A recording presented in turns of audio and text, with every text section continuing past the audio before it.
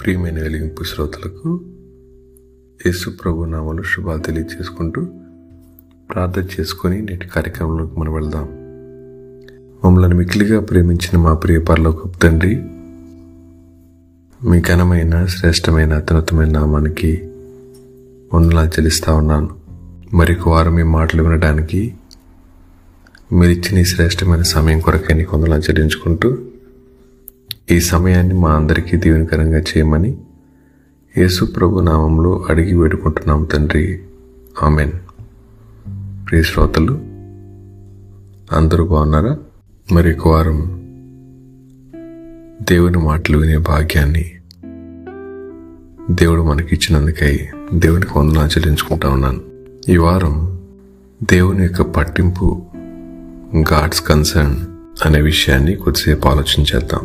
ఉదయం లేచింటి మొదలుకొని రాత్రి పరుండే వరకు ప్రతి మనిషి కూడా తనెవరైనా పట్టించుకుంటే బాగుండు అని ఎదురు చూస్తూ ఉంటారు. వారు ఎదుర్కొనే శ్రమల దగ్గర, వారిని వెంబడించే ఆలోచనల దగ్గర, వారిని కలవరపెట్టే భయాల దగ్గర, మానసిక, శారీరక, ఆధ్యాత్మిక అవసరాలు ఎన్నో. ప్రతి మనిషి ఆలోచించేది దేవుడు నన్ను పట్టించుకుంటే బాగుండు అని. అయితే దేవుడు మనల్ని వదిలేసాడా? దేవుడు మనల్ని పట్టించుకోవడం లేదంటే అలా కాదు. దేవుడు పట్టించుకుంటారు, అయితే ఆయన సమయం వచ్చేంత వరకు వేచి చూడాలి. అలా అని చెప్పి మనల్ని మన సమస్యలో వదిలేసి సంబరపడే దేవుడు కాదు. ఈరోజు మన ఆలోచన గల కారణం దేవుని యొక్క మాట వెనక, దేవుని యొక్క ఆలోచన పట్టించుకోక మన జీవితాన్ని అతలాకుతలం చేస్తూ ఉన్నప్పుడు, నిరాశ నిస్పృహలు మన హృదయాన్ని తాగుతూ ఉన్నప్పుడు ఎవరైనా పట్టించుకుంటే బాగుండు అని ఆలోచిస్తూ ఉంటాం. కొన్నిసార్లు సహనం కూడా చనిపోయి ఆశ లేని పరిస్థితుల్లో బతుకుతూ ఉంటాం. ఈ మాటలు వింటా ఉన్న నా ప్రియ శ్రోతలు ఎవరైనా ఇటువంటి పరిస్థితుల్లో ఉంటే దేవుడు మనతో మాట్లాడుతూ ఉన్న మాట ఎంతో అద్భుతమైన మాట. ఈరోజు మనం లేఖనం నుంచి ధ్యానం చేసుకుని పోతా ఉన్నాం.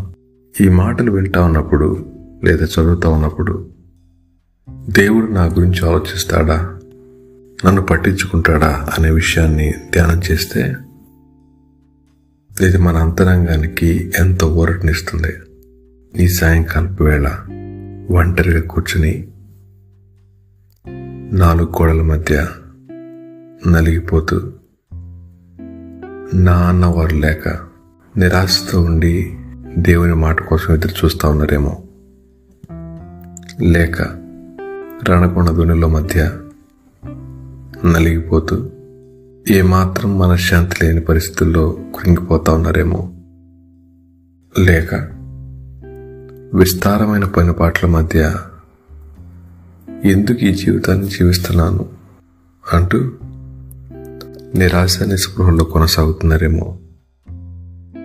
రండి, ఈరోజు మనం దేవుని యొక్క మాటలు వినడానికి ప్రయత్నించేద్దాం. బైబిల్ గ్రంథంలో దేవుడు తన ప్రజల అవసరత దగ్గర ఆయన పట్టించుకున్న విధానం, పట్టించుకొని ఆయన విడిపించడానికి ఏర్పరిచే మార్గాలు మన ఊహలకు అందని. నిర్గమకాండం 3వ అధ్యాయం 7, 8, 9 వచనాలు నేను చదువుతాను.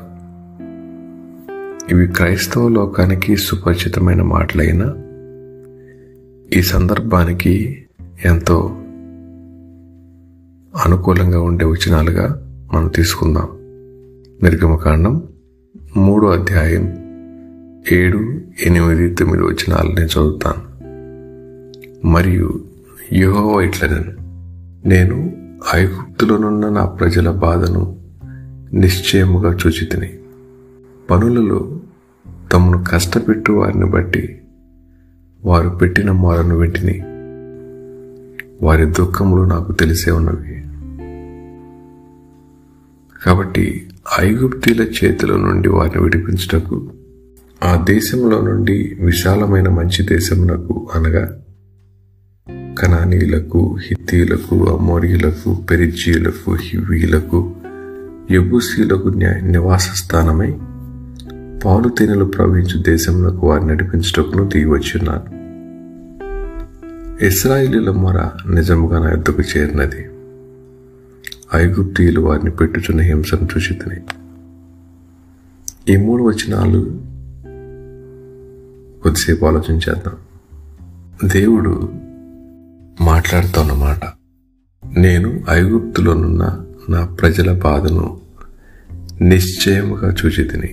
ఇంగ్లీష్లో, then the Lord said, I have surely seen the affliction of my people who are in Egypt and have heard their cry because of their taskmasters. I know their sufferings. ఈ మాటల్లో వారి టాస్క్ మాస్టర్స్ అంటే ఎవరు తమని కష్టపెడతా ఉన్నారు. ఆ దినాల్లో ప్రజలను వెట్టి చాకిరీ చేయిస్తూ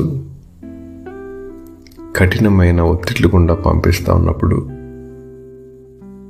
వారు ఏం చేయాలో పాలుపోయిన పరిస్థితుల మధ్య దేవునికి మొరపెట్టారు. ఆయన అంటున్నాడు, నా ప్రజల బాధను నిశ్చయముగా నేను చూచితిని. దేవుడు చూస్తా ఉన్నాడు.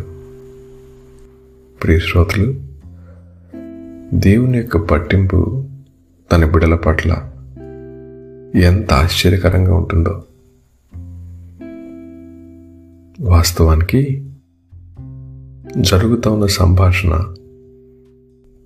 దేవునికి మోషే గారికి మధ్య.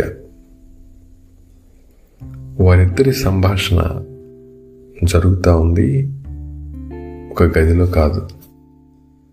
వారిద్దరి మధ్య సంభాషణ జరుగుతూ ఉంది హోరేబు పర్వతం మీద, లోకానికి దూరంగా. ఎవరు బాధపడతా ఉన్నారో వారి దగ్గర కాదు ఈ మాటలు చెప్తా ఉంది, వారికి కాదు ఈ మాటలు చెప్తా ఉంది. ఒక వ్యక్తి తన మందను మేపుకుంటూ పర్వతానికి వెళ్ళినప్పుడు ఆ వ్యక్తి సంచరిస్తూ ఉన్న ఆ స్థలంలో పట్టింపు కలిగిన దేవుడు తన ప్రజల యొక్క మొరను విని ఆ మొర నుంచి వారికి కావలసిన సమాధానాన్ని ఇవ్వడానికి, వారిని విడిపించడానికి దేవుడు ఏర్పరచుకుంటా ఉన్న మాధ్యమం మోషే. ప్రజలు కేకలేస్తూనే ఉన్నారు, కష్టపడుతూనే ఉన్నారు. వాళ్ళ టాస్క్ మాస్టర్స్ చేత తీవ్రమైన ఒత్తిడి గుండా వెళ్తూనే ఉన్నారు. బహుశా వారి ప్రార్థన ఆపలేదు, వారి కష్టం పోలేదు, వారి మొర ఆపలేదు. ఇలాంటి పరిస్థితుల్లో ఏం జరుగుతోంది? దేవుడు వదిలిపెట్టేశాడా? ఇంకెంతకాలం ప్రార్థించాలి? ఇంకెంతకాలం ఎదురు చూడాలి? ఇక మా జీవితాలు ఇంతే అనుకుంటున్నారేమో కొండ దిగువన ఉన్న ప్రజలు. కానీ పట్టింపు కలిగిన దేవుడు పనిచేసే విధానం ఆశ్చర్యం. ఆయన నేరుగా వారితో మాట్లాడచ్చు, కానీ ఆయన మాట్లాడుతూ ఉంది దేవుని మనసెరిగి, దేవుని మాటకు లోబడి, దేవుని పని చేయడానికి ఒక వ్యక్తి కావాలి. ఆయన ఈ భూమి మీద పనులను చేయించడానికి ఆయన ఎంచుకునేది మానవున్నే.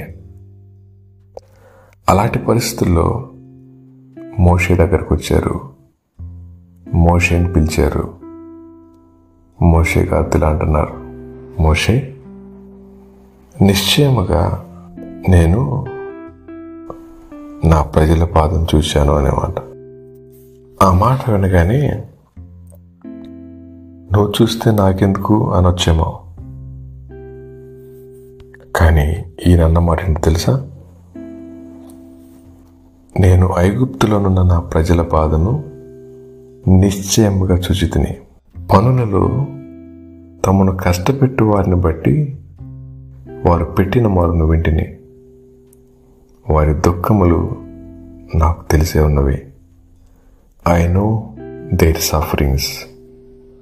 ప్రియ శ్రోతలు, ఈ ఒక్క మాట చాలు కదా. I know their sufferings. God knows your sufferings and my sufferings. దేవునికి మన దుఃఖములు తెలిసే ఉన్నవి. ఎంత ఆదరణిస్తా ఉందో కదండి ఈ మాట. ప్రియ శ్రోతలు, ఈరోజు ఈ మాట మనం వింటా ఉన్నప్పుడు గాడ్ నోస్ మై సఫరింగ్స్. ఇంకేం కావాలి చెప్పండి? తెలిసిన దేవుడు మౌనంగా లేడు.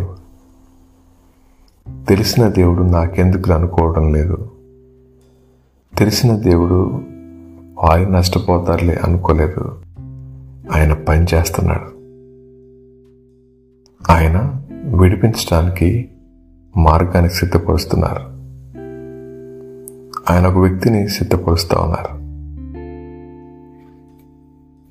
విడిపించడానికి సమర్థత కలిగిన దేవుడు ఆ విడిపించే ప్రక్రియలో భాగంగా ఒక మాధ్యమాన్ని వెతుకుతూ ఉన్నారు, సిద్ధపరుస్తూ ఉన్నారు.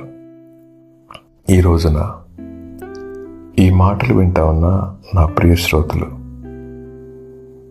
గాడ్స్ కన్సర్న్ లేదా దేవుని పట్టింపు, ఆయన యందు విశ్వాసం ఉంచిన వారి పట్ల, ఆయనకు మొరపెట్టే వారి పట్ల చాలా ఆశ్చర్యంగా ఉంటుందండి.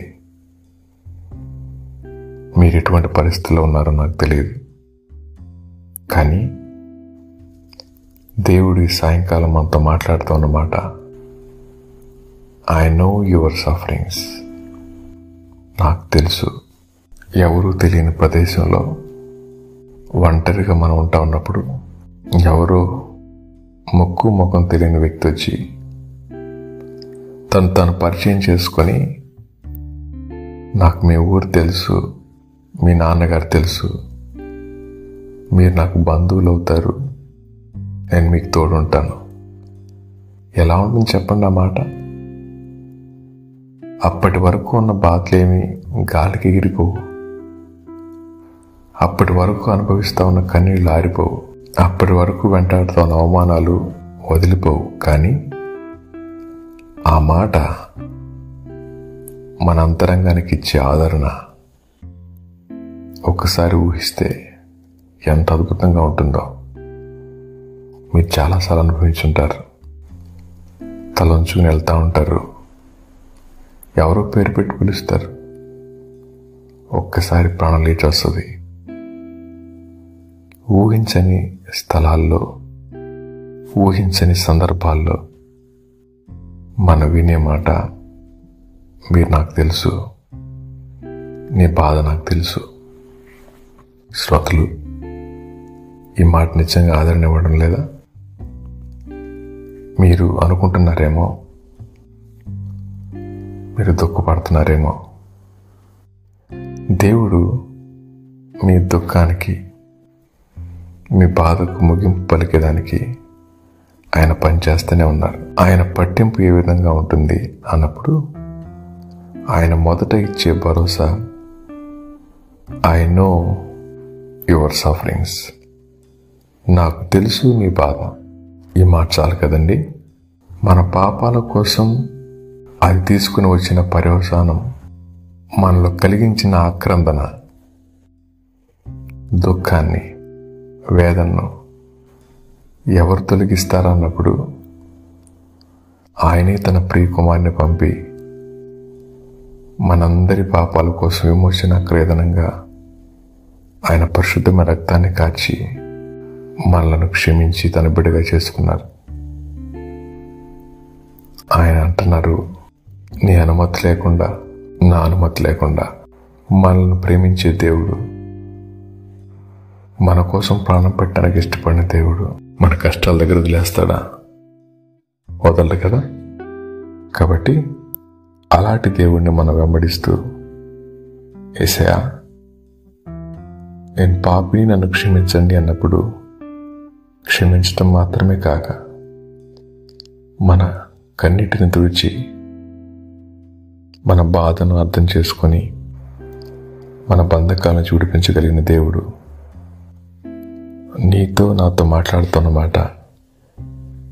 I know your sufferings. నీ దుఃఖం నాకు తెలుసు, నీ బాధలు నాకు తెలుసు. అలాంటి దేవుడి దగ్గరికి మీరు వస్తారా? రాగలిగితే మనం పొందే ఆదరణ, విడుదల ఊహలకందంది. అటువంటి ఆలోచనతో ఈ వారం అంతట్లో కూడా దేని గురించి కలవరపడకుండా ఎరిగిన దేవునితో మాట్లాడుకుంటూ సంతోషంగా ముందుకెళ్ళడానికి దేవుడే మనందరికీ సహాయం చేయనుగాక. తిరిగి మరొకసారి ఈ విషయాన్ని కొనసాగించుకుంటూ మరొక వారం కలుసుకున్న పర్యంతం దేవుడు మనందరికీ తోడుగా ఉండనుగాక. ఆమేన్.